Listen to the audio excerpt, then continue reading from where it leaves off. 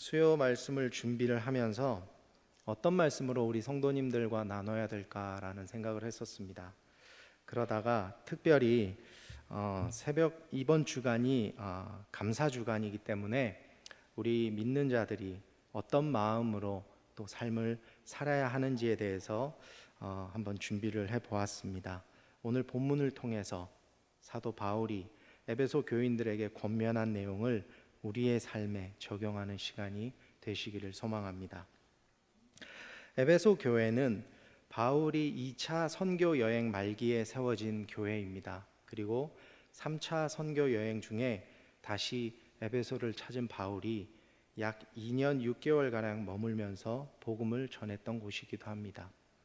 처음에 그는 관례대로 유대인들의 회당에 들어가서 복음을 전했는데 유대인들의 방해로 인해서 회당에서 나와서 두라노 서원에서 하나님의 말씀을 전하게 됩니다. 이후에 계속 핍박이 이루어져서 바울은 떠나게 되고 뒤에 디모데가 와서 목회를 하기도 했었습니다. 이 바울은 에베소 교회 성도들을 향해서 성령의 인도하심으로 살아가는 신자의 지혜로운 삶에 대해서 권면하고 있습니다. 오늘 본문을 살펴보면 앞에 15절부터 18절까지는 믿지 않는 영혼들의 삶의 방식에 대해서 서술을 하고 있고 그 뒤는 성도의 삶에 대해서 서술을 하고 있습니다. 먼저 바울은 15절부터 성도된 자로 어떻게 행동해야 할지에 대해서 지혜 없는 자와 같이 말고 지혜 있는 자와 같이 하라고 권면을 합니다. 그러면 성경은 이 지혜에 대해서 뭐라고 말을 할까요? 잠언 4장 6절에서 9절의 말씀입니다. 지혜를 버리지 말라. 그가 너를 보호하리라. 그를 사랑하라. 그가 너를 지키리라. 지혜가 제일이니 지혜를 얻으라. 네가 얻은 모든 것을 가지고 명철을 얻을지니라.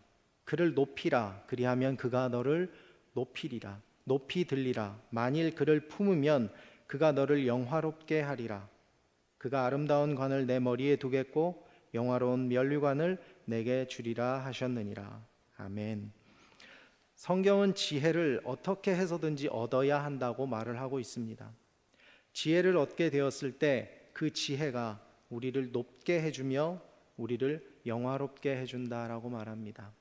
이처럼 지혜가 우리에게 너무나도 소중한 것입니다. 자, 그러면 지혜가 없는 자는 어떤 사람을 가리키는 것입니까? 성경은 지혜 없는 자를 미련한 자라고 말합니다. 잠언 1장 7절 말씀입니다.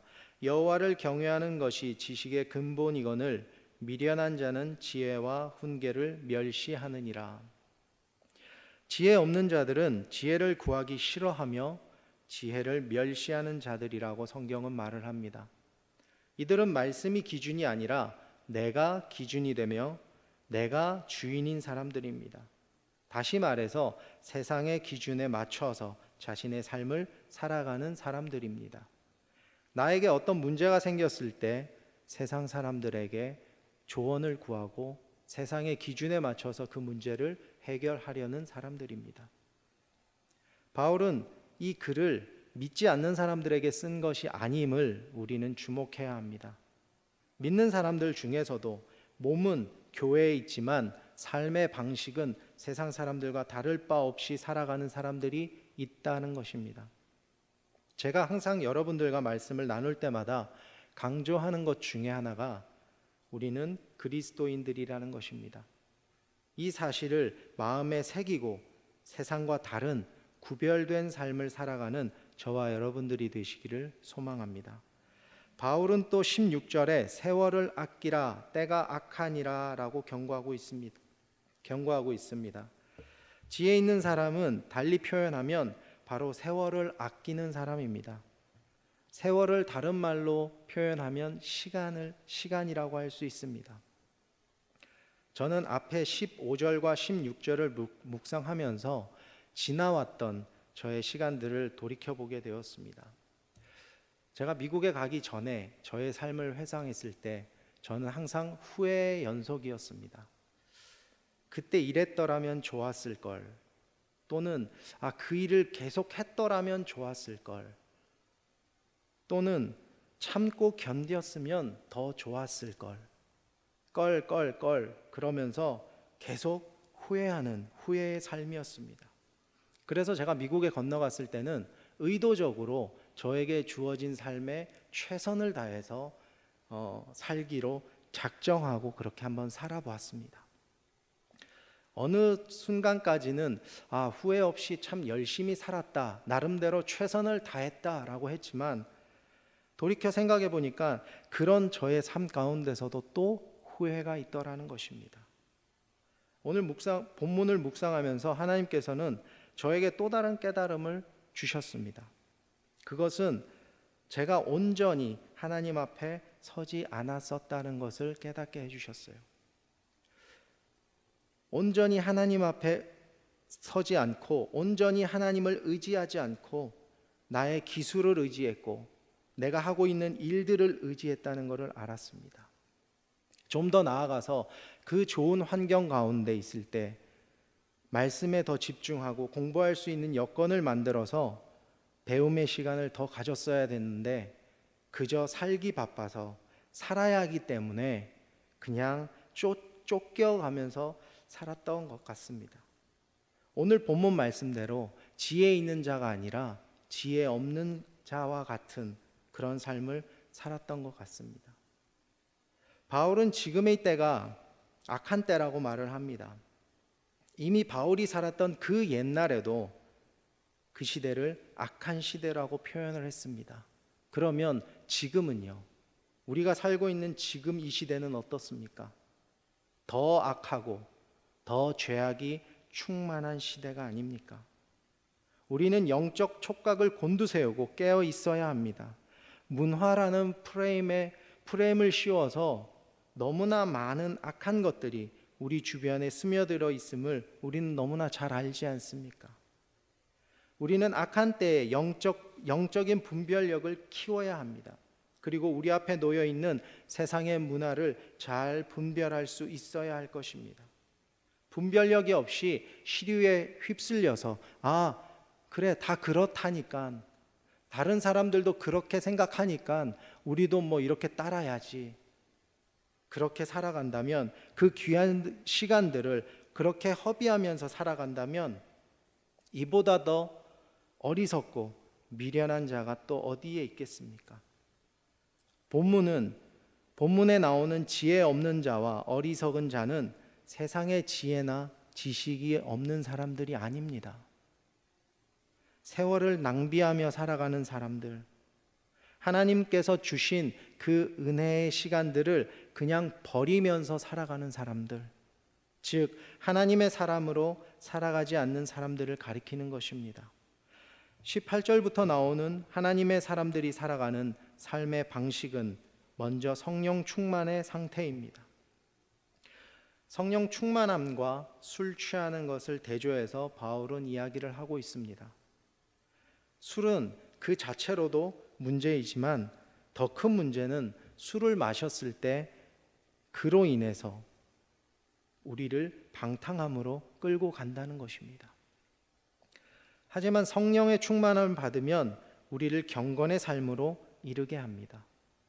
그런데 이 경건의 삶을 살아간다는 것이 생각보다 쉽지 않습니다. 우리가 좋은 습관을 가지기 위해서는 적어도 3주 이상 그 일을 꾸준히 끊임없이 해야 그 일이 내 몸에 배이게 된다라는 말이 있습니다. 제가 새벽 4시에 일어나서 일을 하러 다닐 때가 있었습니다. 그때 같이 일하시던 분들이 처음 저를 보고 하시는 말씀이 한 3주 정도는 해야 출근하기에 힘들지 않을 거야 라고 말을 했었습니다. 그리고 그 일을 거의 한 5년 이상 했었습니다. 짧은 시간이 아니죠. 5년을 새벽 4시에 일어나서 매일같이 일을 하러 나갔으니까, 그러면 이제는 제가 새벽 4시에 알람이 없이도 누가 깨우지 않아도 잘 일어날까요?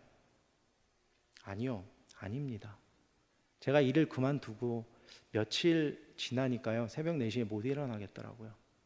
그래서 그때 깨달았습니다. 아, 좋은 습관을 기르기에는 많은 시간과 노력이 필요하지만 그걸 무너뜨리는 데는 단 하루도 걸리지 않겠구나. 그런 깨달음을 깨달았던 적이 있었습니다. 바울은 성령 충만함으로 경건의 삶을 살도록 권면했습니다. 그러나 그 성령 충만함으로 경건의 삶을 살기 위해서는 우리가 해야 되는 일들이 있습니다. 그것이 무엇이냐면 너무나 여러분들도 저도 잘 아는 말씀 묵상과 기도입니다. 우리는 연약한 인간이기 때문에 우리가 의도적으로 그 자리에 가지 않으면 우리의 몸은 자동적으로 편하고 쾌락적인 곳을 찾게 됩니다. 더 자고 싶고 더 놀고 싶고 그리고 더 쉬고 싶은 것이 우리의 마음입니다. 이런 마음들로 인해서 이런 마음들을 가지고 우리가 삶을 살아간다면 결국 우리가 도착하는 곳은 죄가 있는 곳일 것입니다. 사랑하는 하늘누림교회 성도 여러분, 의도적으로 의지적으로 경건의 자리에 나오시기 바랍니다. 기도의 자리에 나오시기 바랍니다. 예배의 자리에 나오시기 바랍니다. 나의 유익을 쫓는 삶을 사는 것이 아니라 그리스도인으로서 하나님의 인도하심을 쫓아 살아가는 우리 공동체가 되기를 간절히 소망합니다. 바울은 이 에베소서를 옥중에서 썼습니다. 신약 성경에는 바울이 쓴 성경이 13권이 있습니다. 그 중에 옥중에서 쓴 것이 4권이 있습니다. 그 중에 하나가 오늘 우리가 나누고 있는 에베소서입니다. 바울은 자신이 고난 가운데 있었지만 그 안에서 자신의 사명을 감당할 수 있음에 감사했습니다. 옥중 서신 중에 하나인 빌립보서 1장 3절을 보시면 이렇게 기록이 되어 있습니다. 내가 너희를 생각할 때마다 나의 하나님께 감사하며 간구할 때마다 너희 무리를 위하여 기쁨으로 항상 간구함은. 그는 고난 가운데서도 하나님께 감사하는 것을 잊지 않았습니다. 그러면서 빌립보 교회를 비롯해서 에베소 교회 성도들에게도 역시 감사함으로 하나님을 경외하라고 권면하고 있습니다. 어떻게 이렇게 할 수 있을까요? 바울이 사도로서 우리와 다른 삶을 살았다고는 하지만 그도 우리와 같은 똑같은 사람이었습니다. 그런데 어떻게 자신이 그 고난 가운데 있으면서도 하나님께 감사와 찬송을 올려드릴 수 있었을까요? 그것은 그가 비록 옥중에 있었지만, 비록 고난 가운데 있었지만 그의 안에 이미 성령 충만함으로 하나님과 함께 계셨으며 성령이 충만한 상태였기 때문이었습니다. 바울은 19절에 이렇게 기록합니다. 시와 찬송과 신령한 노래들로 서로 화답하며 너희의 마음으로 주께 노래하며 찬송하며. 우리 마음 가운데 언제나 하나님을 향한 찬송이 넘쳐야 한다고 이야기합니다. 정말로 내 마음이 힘들고 괴로운데, 정말 억울하고 분한 상황이 있는데 그때 내가 찬송을 한다면, 아니 그때 내가 과연 하나님을 찾을 수 있을까? 그리고 하나님을 찾고 내가 하나님 앞에 찬송한다면 내 마음이 진정이 될까? 어떻게 생각하세요? 제가 해보니까 그렇습니다. 그렇게 되더라고요. 진정이 되고 내 마음이 가라앉더라는 것입니다. 내 마음이 힘들고 낙심되고 분하고 억울할 때 세상 사람들과 똑같이 내 안에 있는 혈기를 드러낸다면 우리가 세상 사람들과 다를 게 뭐가 있겠습니까? 우리가 힘든 가운데서도 하나님을 찾을 때 성령 하나님께서 우리 안에서 역사하십니다. 찬송은 여러분들 잘 아시는 대로 찬송은 우리가 하나님께 올려드리는 기도입니다. 제가 좀 힘들고 낙심되고 마음이 참 괴로울 때 부르는 찬송이 하나 있습니다. 내 마음이 낙심되며 근심에 눌릴 때 주께서 내게 오사 위로해 주시네. 가는 길 캄캄하고 괴로움 많으나 주께서 함께하면 내 짐을 지시네. 우리가 힘든 상황에 놓여 있고 어려움 가운데 있을 때라도, 우리 옆에 아무도 없을 때라도 우리 주님은 우리와 함께 계십니다.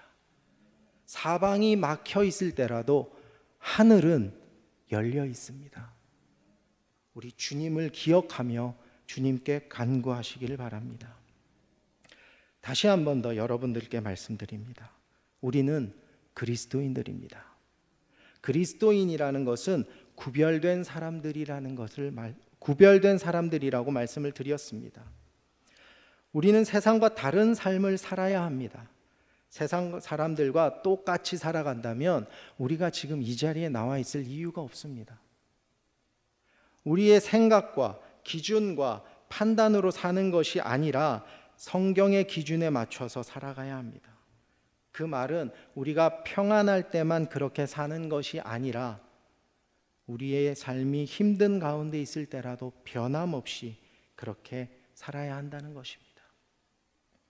바울이 말한 것과 같이 그리스도인으로 살면서 성령 충만한 삶을 살기 위해서 어떻게 해야 된다고요?